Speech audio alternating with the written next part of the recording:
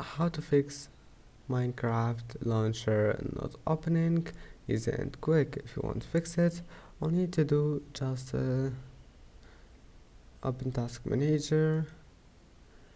Now just search if you find here Minecraft launcher and then close it, or you can just type here Minecraft, right click on it, go to app settings, and here you will find terminate. Now you can close all the processes, click on it, and now let's move to the next step. Scroll down and click repair.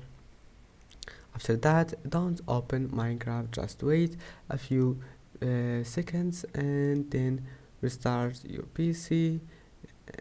Click restart, and that's it. Now after restarting your PC, your problem must be fixed, and that's it for today's video. Don't forget to like and don't forget to subscribe, and thank you for watching this video until the end, and see you in the next video.